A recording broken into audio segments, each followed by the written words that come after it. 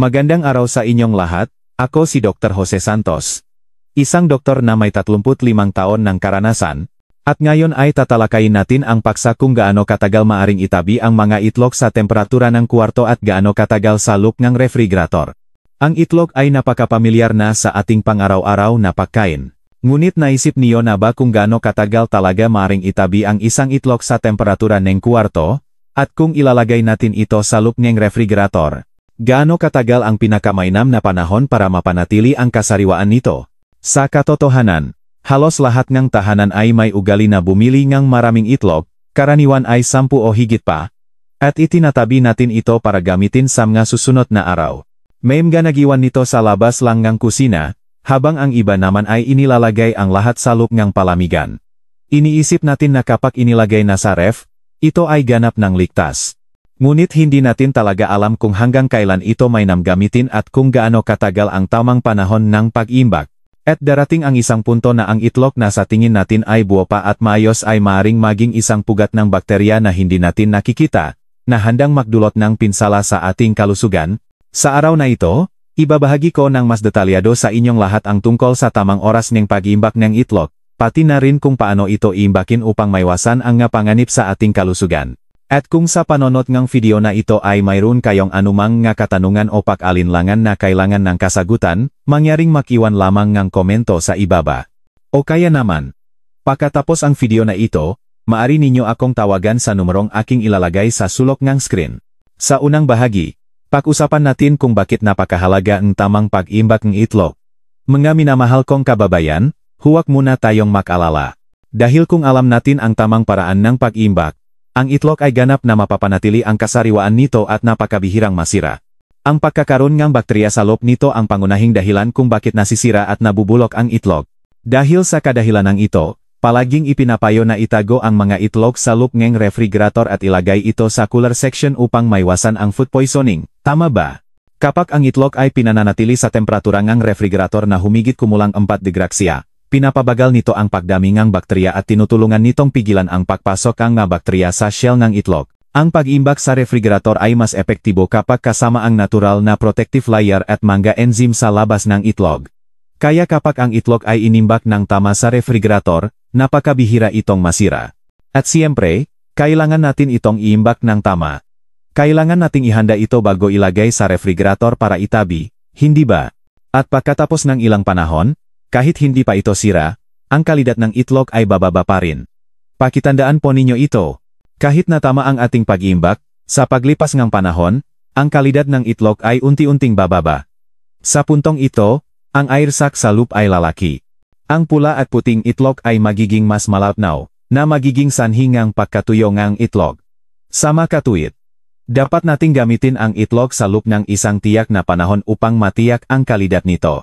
At kapag inimbak ang itlog sa refrigerator, subukang panatilihin ito sa temperaturang mas mababa sa 4 degrasator.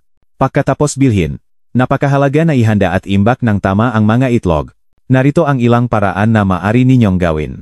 Una, palamigin ito kaagad sa pamamagitan ng paglalagay sa refrigerator sa lalong madaling panahon upang maiwasan ang kondensasyon o pamumuo ng hamog.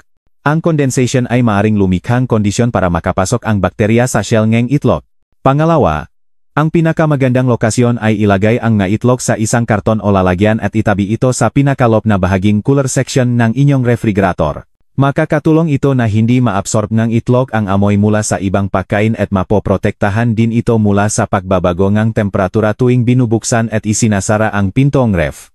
Napansin ko na maraming tao ang may ugali na ilagay ang itlog sa pinto ng refrigerator. Ito ay dahil kadalasan, ang pinto ng ref ay mayroong tray kung saan maaring ilagay ang nga itlog, hindi ba? Ngunit kapag binubuksan at isinasara ninyo ang ref, hindi sinasadyang nagbabago ang temperatura at maaring samantalahin ito ang bakterya at atakihin ang ating mga itlog. Kaya, itabi ito sa pinakaloob na bahagi. At ang ikatlong hakbang ay suriin ang temperatura. Tiyakin na ang inyong refrigerator ay palaging nananatili sa temperaturang mas mababa sa 4 degraseri. At sa panonot ninyo hanggang dito, tiyak na maraming interesado sa isang tanong na nakikita kong madalas na kinokomento. Iyon ay, maari ba talagang iwanan ang itlog sa temperatura ng kwarto, at gaano katagal ito tatagal, at kung ilalagay natin ito sa cooler section ng refrigerator, gaano katagal ito tatagal, tama ba? Kaya bago natin pag-usapan ng malaliman ang sagot, subukan ninyong makomento ng inyong sariling sagot sa ibaba upang malaman kung tama ba ang inyong kasalukuyang paraan ng pag-imbak o kung tama ang habangang panahon na inyong sinusunod. Magkomento sa ibaba para makita rin ng iba. Ngayon, ibabahagi ko sa inyo para magkaroon kayo ng mas malinaw na ideya. Una, tungkol sa pag-imbak ng itlog sa temperatura ng kwarto. Unahin nating talakayin ang pag-imbak ng itlog sa labas ng ref. Ibig sabihin, iniiwan natin ito sa kusina, sa hapagkainan, o kahit saan sa loob ng bahay basta't hindi sa refrigerator. Ito ay ginagawa ng maraming pamilyang Pilipino dahil sa kaginhawahan. Paano kung walang sapat na espasyo sa ref para sa mga itlog? O paano kung biglang nawalan ng kuryente, na madalas mangyari sa ilang lugar sa Pilipinas, tama ba? Para sa mga sariwang itlog na may shell at nahugasan na, dapat ninyo itong iwan sa temperatura ng kwarto ng hindi hihigit sa 2 oras. Sa loob lamang ng 2 oras matapos mahugasan ang itlog. Sa kabilang banda, para sa mga itlog na hindi pa nahugasan, maaari ninyo itong iwan mula 1 hanggang 3 linggo sa normal na temperatura ng kwarto. Siyempre, ito ay kung ang kwarto ay hindi masyadong mainit. Sa normal na temperatura, tatagal ito mga 1 hanggang 3 linggo. Ngunit sa panahon ng tag-init sa Pilipinas, mas maikli ang panahong iyon. Pangatlo, paano naman kung nabasak na natin ang itlog? Ang pula at puting ang itlog, kapag nahiwalay na, ay maaari lamang iwan sa temperatura ng kwarto ng hindi hihigit sa 2 oras. At panghuli, ang itlog na naluto na at nabalatan ngunit hindi pa kinakain, ay maaari ring iwan sa temperatura ng kwarto ng hindi hihigit sa 2 oras. Sa madaling salita, para sa maitlog na nahugasan na, naluto, o nabasak, maaari lamang itong iwan sa labas ng wala pang 2 oras.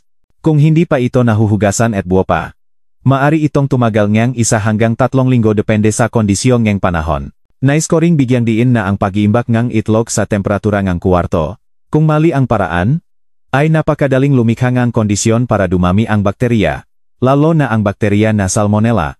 Ito ang salarin sa likod ng food poisoning na may mga sintomas tulad ng pananakit ng tiyan, pagduduwal, o mas malala pa, pagtatay.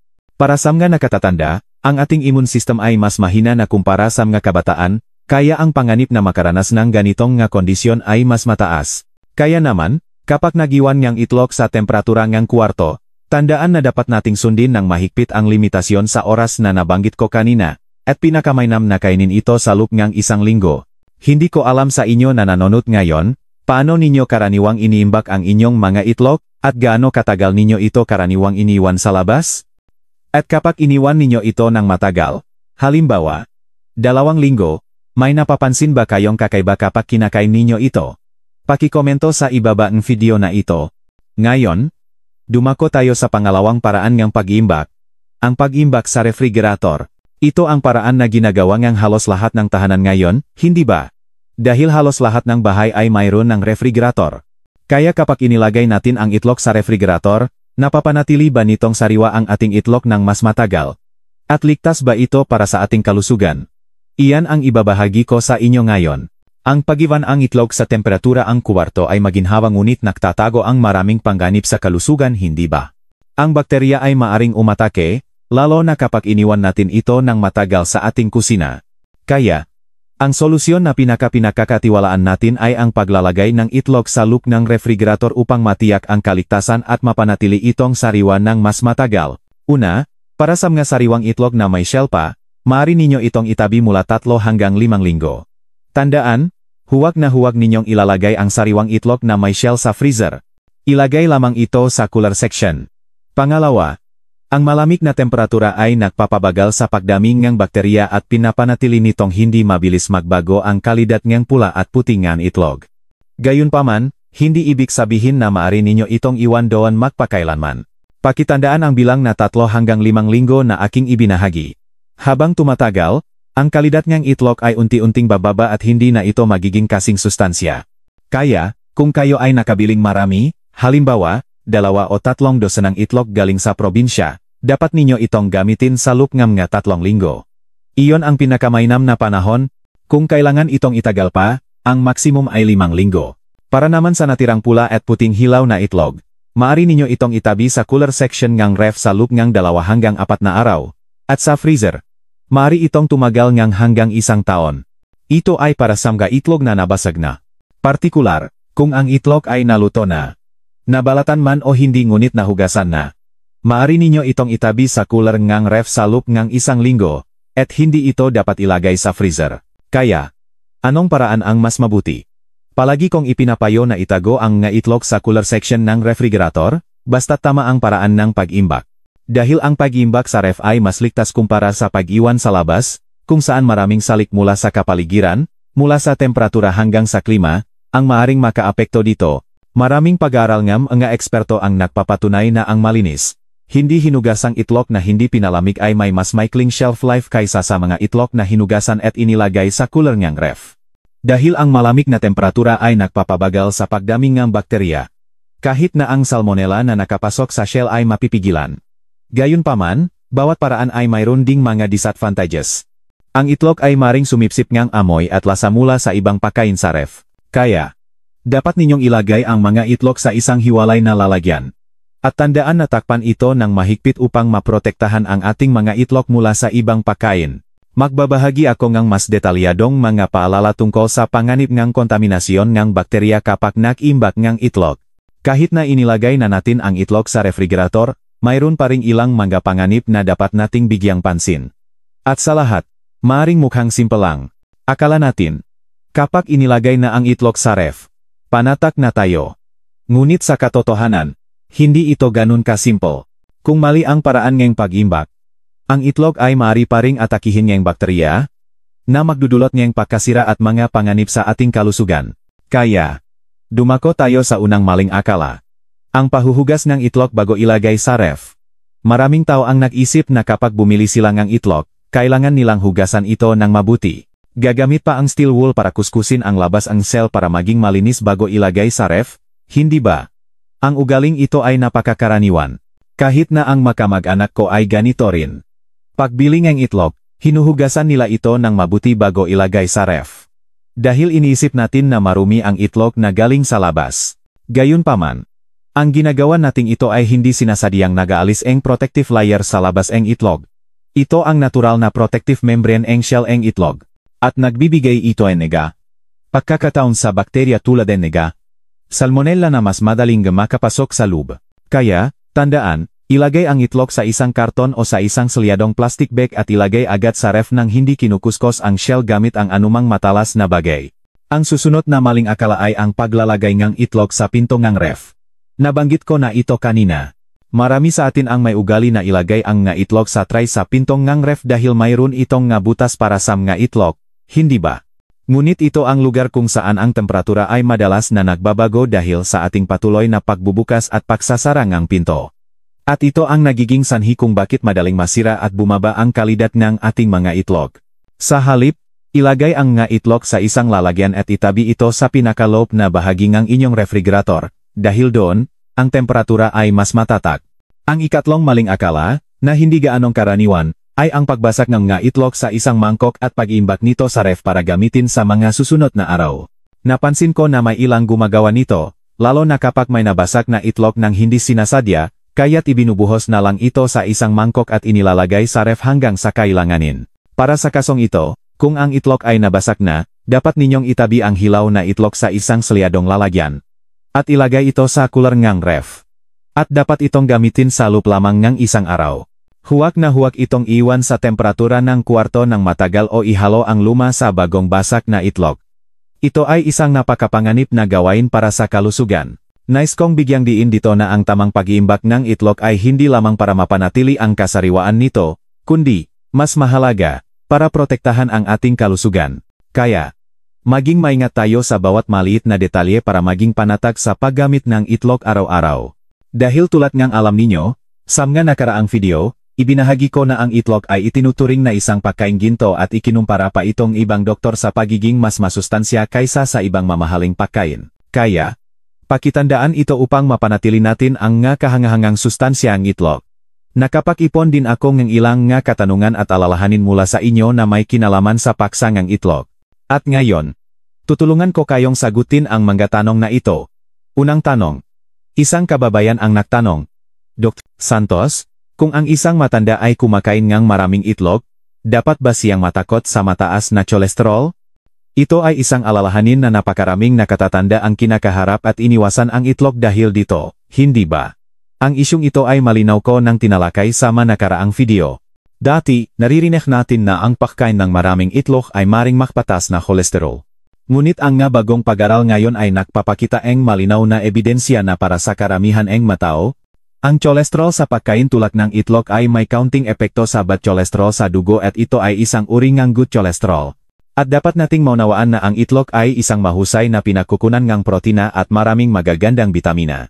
Gayunpaman, para sa mga may dati ng kondisyon tulad ng sakit sa puso, mataas na antas ng taba sa dugo, o iba pang sakit na may kaugnayan sa pagtaas ng cholesterol, kailangan nating maging mas maingat.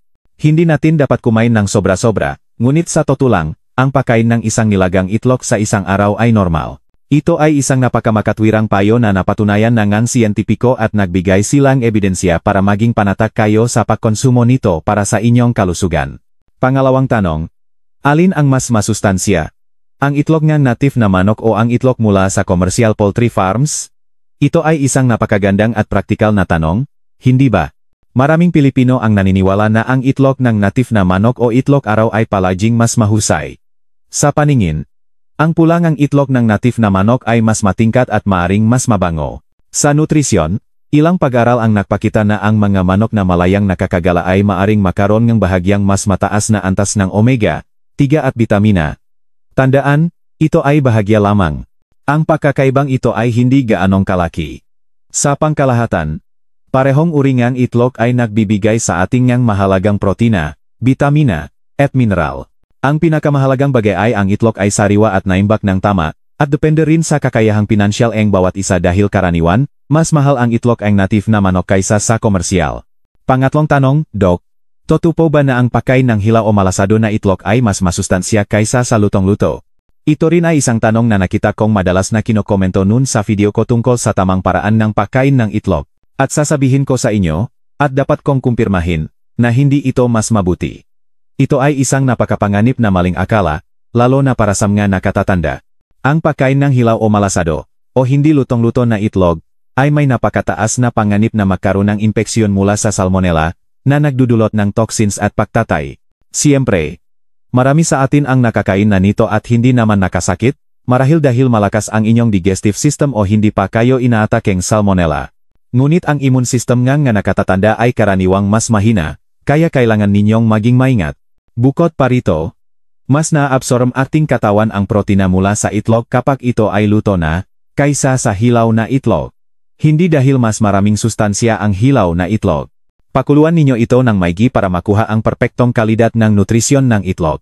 Kaya ang gintong aral na dapat ninyong tandaan para sa anumang uri ng pagkain ay, kumain ng luto, uminom ng pinakuluan. Tandaan na pakuluan ng maigi ang itlog bago kainin at huwag kumain ng hilaw, o sobrang malasado.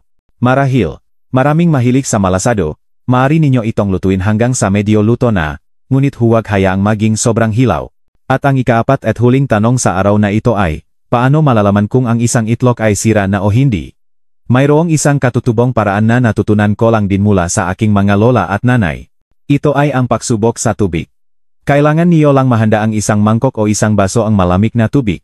At dahan-dahang ilagay ang itlog dito. Kung ang itlog ay lumubog at humiga ng pahalang sa ilalim, ito ay isang sariwang itlog, magandang gamitin, at bago. Kung ang itlog na inilagay ninyo ay lumubog ngunit ang isang dulo ay nakaangat ng bahagya, o nakatayo ng medyo nakatagilit, ang itlog na ito ay medyo matagal nang naimbak. At dapat na itong gamitin sa lalong madaling panahon dahil kung iwan pa ito ng mas matagal, masisira na ito. At ang pangatlo, kung ang itlog ay ganap na lumutang sa ibabaw ng tubig, ang itlog na ito ay tiyak na sira na. At kailangan na natin itong itapon, huwag na nating panghinayangan. Dahil sa loob ng itlog na iyon, mayroon ng maliliit na butas ng hangin at nakapasok na ang nga bakterya sa loob. Iyon ang dahilan kung bakit lumobo ang hangin sa loob ng itlog at lumutang ito sa tubig. Kaya, huwag na natin itong gamitin. At dito, ang ating talakayan ngayon ay medyo humaba na. Umasa ako na ang mga kaalaman at impormasyong ito ay makakatulong sa inyo na magkaroon ng mas malinaw na pag-unawa kung paano protektahan ang ating mga itlog at maging mas panatag sa paggamit nito araw-araw, hindi ba? At sana'y ibahagi ninyo ang mga impormasyong ito sa maraming tao upang sama-sama nating maprotektahan ang ating kalusugan. Maraming salamat sa inyong patuloy na interes at suporta. Naway makaroon kayo ngang mabuting kalusugan at maraming kagalakan. At ngayon, ako si Dr. Jose Santos, nagpapaalam at hanggang sa muli sa ating mga susunod na video. Maari ninyong panurin ang iba pang mga video ko sa gilid ng screen. Marami akong ibinabahaging kaalaman upang matulungan kayo sa pangangalaga ng inyong kalusugan. Maraming salamat po sa inyong lahat.